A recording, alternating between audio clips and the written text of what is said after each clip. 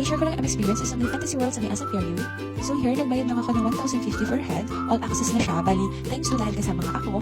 After ko magbayad, normal lang ako ng waiver and nagbigay na rin sila ng free anti-slip socks. Also, yung fantasy tag nila, na-access mo dun sa may entrance. Then may QR code na rin yung tag, so i-scan na lang siya dun sa may entrance nila. So ayan, kung makikita nyo, i-scan ko lang. Ayan, then dumiretso na rin kami dito sa may kanilang shoe locker. Bali, ikaw na din yung pipiliin, ikaw na yung maghahanap sa may bakanting locker at kung saan mo gusto ilagay yung mga shoes nyo. So dyan, nagbalit na rin kami ng aming socks para makapagpasin na rin kami sa may play area nila. So yung biniharap ko pala namin 1,050 per head is 40 hours na siya, all access na rin. Pero may choice kayo ha, meron din silang 850 and 650 na QRs na rin para last. So meron lang siya parang limit lang na area na pwede nyo paglaruan. Hindi lahat, hindi tulad sa may all access. So nagustuhan ko rin dito kay Fantasy World is bukod sa meron na siyang mga QR, naka-QR code yung kanilang locker per bag, nakaseparate siya. Parang digital na rin siya, hindi ko lang siya nag-videoan. So bali, meron na sila ibigay na pagkala, nakalagay din yung code, the passcode ng locker. So yan, ito yung una naming tinry, yung one of the highest slide nila na rainbow slide. Ito, na medyo para pang may galit si kuya sa akin, di ba? Kulang na lang, lumabas ako dun sa may harang. Nahilo talaga ako yun ng a little bit. So ayan, yung next namin tinry is ito, pinatry ko sa pamangkin ko yung kanilang parang rainbow slide din, pero for kids din siya. Then ito na nga, tinry ko na yung highest slides nila, di ba?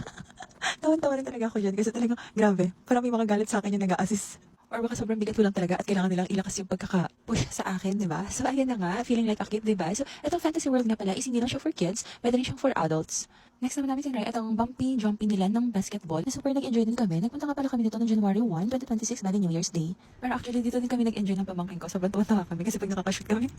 Tapos ayan, sunod naman, pinatry ko muna sa kanya itong rock climbing na akala ko ang dali-daling gawin pero hindi pala. Ang struggle niya nung ako na yung gumawa. Yung nagagalit na sa akin yung pamangkin ko kasi ang hirap daw. Tapos ang sakit daw sa kamay, ganun.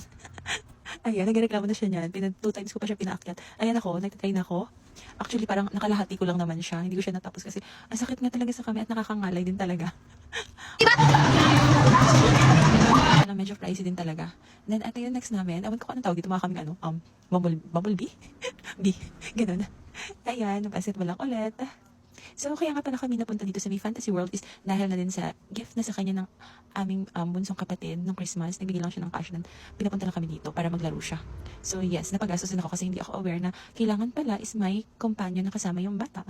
Kahit medyo 11 years old na siya, hindi pwedeng siya lang mag-isa. Kailangan may kasama pa siya.